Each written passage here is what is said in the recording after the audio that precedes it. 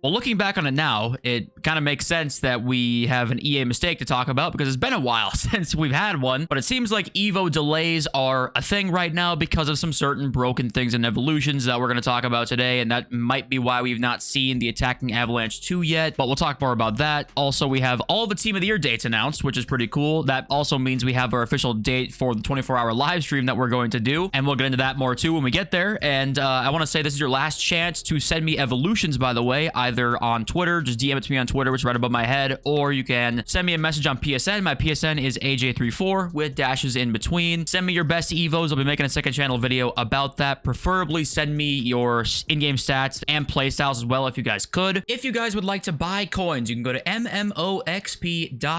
There will be a link in the description. They are the cheapest and safest option. You can use my code JFC at checkout for a 5% discount. And yeah, it goes without saying, but thank you all for watching. The support has been great recently, and I'm here on the player SBCs tab because we got Freddie Ljungberg today, who this did not make any sort of change to the player SBC debate right now, right? We have not seen very big ones. This card that came out today is it's not amazing. You know how I feel about Rapid Plus, and it's a good card. I think a lot of these cards that have come out have been good, and I think Geriberto was probably better than just good. Same with Cole Palmer, but I think that obviously we know by now that there's no monster SBC. There is no FIFA 23 Jairzinho yet. There is no FC24 Zidane. There's no FC24 Eusebio as well. We haven't really seen that yet. It's causing a lot of debate right now because it is very divided. You know, you've got about half the community saying these SBCs are just not good enough. They're not competing with the top cards right now. We still don't have an SBC with 2 playstyle pluses yet. You know, you think we might have seen that by now, considering there's cards that are only a few 100,000 coins in the market that have 2 playstyle pluses. We've not seen any of those yet. And you have half the community saying we've gotten some good player SBCs combined with some good Evos. We've got Team of the Year coming up where there'll be big SBCs. Like, what are you complaining about? And of course, let me know what you guys think in the comments. But the question is, like, which side is correct? Are they both correct? Are they both wrong? And to me, I think they're probably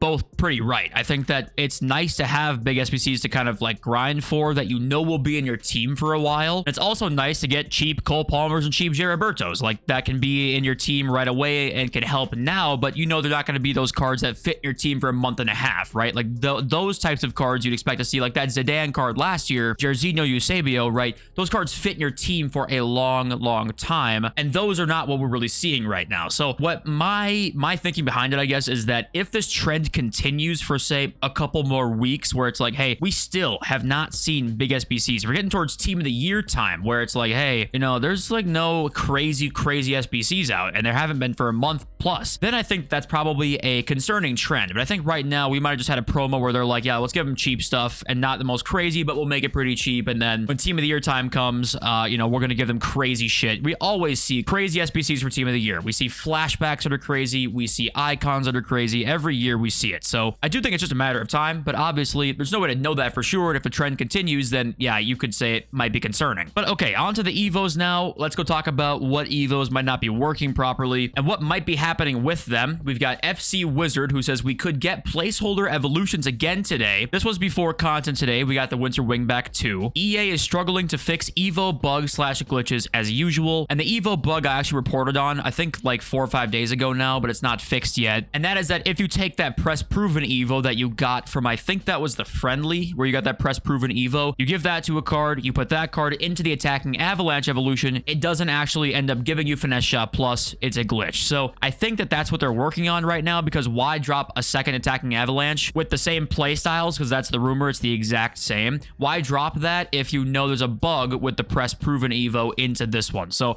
that does make sense to me as to why they're holding off on the Attacking Avalanche 2, because I expected it to probably come out this Friday, right? The most hyped up evolution that we've had all year that everybody was waiting for, you'd assume would come out on like one of the bigger days for Winter Wildcard Team 3 or whatever, but seems like it probably was delayed considering the bugs and glitches. They were also, you know, EA was just on their vacation. They might still be on vacation. No, they might not work till next week. They might have this week off because it's New Year's, right? If you guys don't know, in the gaming industry, this like holiday break is the biggest break basically for that industry. So they're probably not like actively working on the game a a lot, I would assume, and trying to fix bugs and stuff. If there's a bug, they might just say, okay, scrap that Evo for now. We'll fix it when we get back. So not to say that we won't see this at all anytime soon, the attacking Avalanche 2, but there is a chance that it might be a while because we just don't know how long it's going to take to get fixed, right? And it could get fixed literally right now. It could have gotten fixed and it's coming out tomorrow, or it's going to be a week. Like, there's a chance that it's a long time. The range of outcomes is a lot. And okay, on to the official Team of the Year dates now. We saw the voting yesterday was January 6th was when that begins. The warm-up's coming on the 14th of January. We get strikers, mids, defenders 2 days apart. We get the full team 2 days after that. And then it says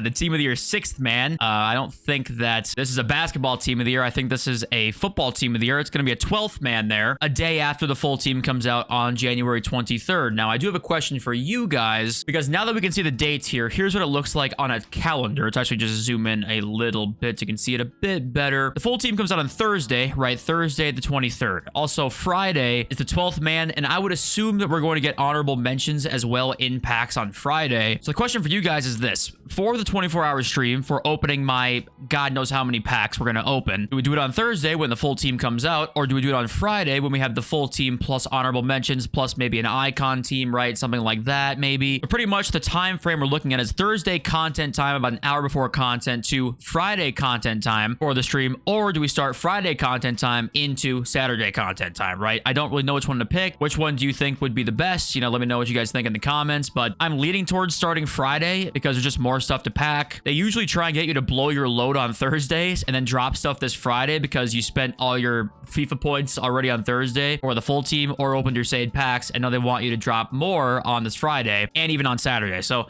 I'm leaning towards Friday, but what do you guys think is actually the best one to do there? Whatever you guys think I should do, I will do. We got some Winter Champions upgrades coming as well. We saw Konate is getting his upgrade, right? But Munoz now has his confirmed as well. Larson's is very likely for Wolves, and Bellanova also gets a +2 there as well. So kind of funny looking back at this, seeing the new season. Like, Konate and Munoz both look so good. And we have Jadon Sancho at level 30, which we don't get for another month. Like, Team of the Year is going to be out, and Jadon Sancho is going to be the one we're all striving for, I guess, for the new season. Yeah, kind of a bit of an oversight from EA in my opinion there, but if you guys needed any more confirmation Mo Salah is getting a player of the month this month, you just don't do the SPC, please, because he's getting one, and it's a matter of time. I don't think Isaac having a mad game tomorrow will even help. I think Mo Salah is literally guaranteed to get the player of the month card. And also, with the new squad battles rewards, guys, there is no more mode mastery. That is gone now, but they do have winter wildcards and winter wildcard heroes as well for Elite 2 Plus. You get 2 of them, and Silver 1 to Elite 3 is 1. So like they said in the patch notes, we're going to get updated rewards and campaign themed rewards. That's what these are here. And speaking of that Frost update, where are the missing players at? We have 101 missing players coming soon, apparently. That was in the Frost update. We're nearly into 2025 now, and all we've had is De Gea and Juan Mata in winter wildcards and no base cards out there yet, right? Definitely a strange one. My guess as to what happened here was there must have been some sort of delay on accident, maybe, and the vacation began, and they were like, shit, it's not out yet, and fuck it, we'll do it when we get back. Because, like, did they really plan on it being, a month plus before we'd get all these players? Maybe they did, but once again, the communication from EA is sometimes there, but most of the time it's not, because we don't have a community manager anymore. You know, we don't really know where to go to talk to anybody. And also, this mixed hero pick we got today, guys, is 50,000 coins to do, right? Over 500k cards. There are 7, and there are 89 cards in the pick. So 7 of 89 for a 500k card or more, which you're probably hoping to get in one of these gamble picks. I just never personally do these. I wouldn't recommend doing them unless you have just so much fodder and you just have no idea what to do with any of it. But yeah, I'd probably steer clear of this one. And this is the first time, and I want to say probably a month or something close to that, where there are 0 player SBCs leaked right now that have not come out. Not a single one. We only have the Liga F player of the month, so there quite literally is one. I don't know why I said there's not a single one, but none that are non-player of the month cards, right? There's no like EA released SBCs that are leaked right now that have not come out. We have not seen any of them. So talking about the market today, was causing some discussion. This tweet was, this Vitinha looks like a pro player card, and it's 128,000 right now. And you've got this Kenny Dog Leash card, who's 247 for 2 playstyle pluses again, finesse shot and ping, which are 2 very good ones. And it is pretty crazy seeing this because also, Pakelme, who's a trader, he says, imagine when Team of the Year Panic comes and it's only a week away from voting. It really does make you wonder, like, what is going to happen with this market, because how does it get way lower than this? How does the market drop any further in 2 weeks time, right? How can that be possible considering how cheap it is already? So is it just not going to happen this year? Is it going to be way different? You know, what's the outlook look like? And I think that we've got, I guess, probably two different outcomes. The first outcome is that it does drop around that time like it always does. This, I think, is the most likely outcome. It drops around when it always does. A week before Team of the Year comes out, you start to see the panic, right? However, the market's going to go up until then. So it's going to drop into not crazily a lower point than what it's at right now, right? It's not like the usual Team of the Year crash where it's like, oh my God, you have Heung-min Son going from 1.68 to, you know, 800K, goes down half in price, right? I think what's going to happen is you'll see the market rise until that crash happens. So the market doesn't actually go that much lower than it's at right now. It'll go lower on most cards than it's at right now, probably, but not to the level that we're used to seeing, if that makes any sense at all. Just hypothetical example, not saying those are going to be his prices, but Gyökeres will go to 200K, then go down to 120, right? Like that would be kind of what you would expect to see. A trend like that, more so, I think, because it's still 2 weeks away and the market going cheaper than this. I just don't see how it's that possible unless Numero FUT comes out,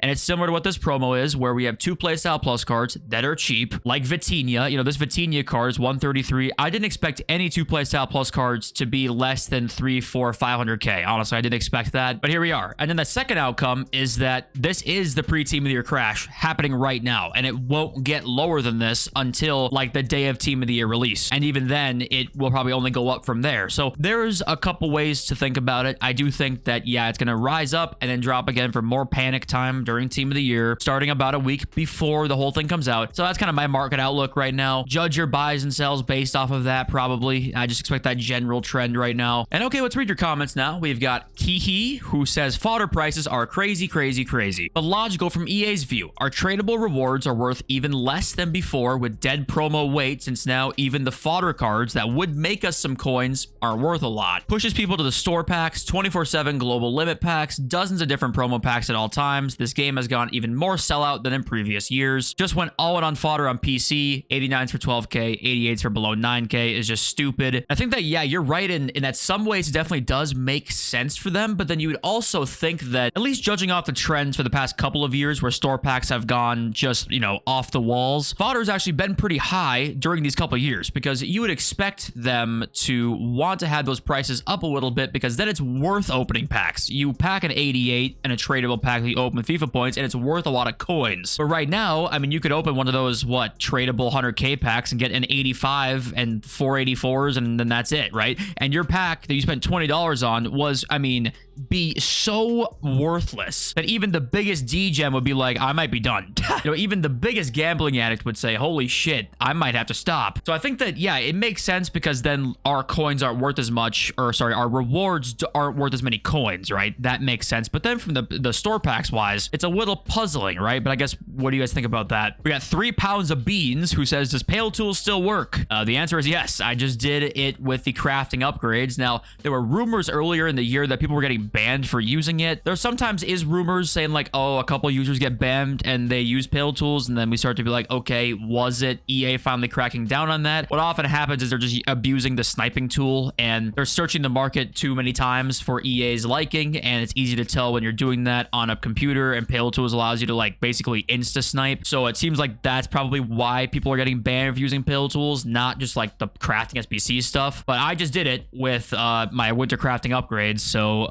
yeah, I'm doing it. We got Scorpion, who says, just so you know, Mr. FUT agent did something a bit dodgy. A few days ago, he said there's an Intercept Plus Evo coming out, and it never did. Instead of apologizing or saying he was wrong, he just deleted the tweet and said nothing. LOL. If that is true, then Mr. FUT agent, you might be slightly on fraud watch here, okay? Now, he's obviously been right about many things, so it's weird that he wouldn't be like, hey, they just didn't release it or something like that. Like, I don't know where he got a wrong leak from, but if that is the case, then yeah, slight fraud watch here for FUT agent himself. We got Adrak91, who says, yes, EA listening to the community has really made the game better and better over the years, eh? And it's like, well, you know, I don't know how much we judge what EA have listened to us about and what they haven't listened to us about, right? Because at the end of the day, I think people sometimes don't realize this, but when they add a community feature in, it's 10% because they're just being nice to us. it's almost all has an underlying reason for it. And it's oftentimes to help themselves in some sort of way, help them increase their bottom line. I mean, it's just simple as that. So I think that, yeah, you shouldn't listen to some of us.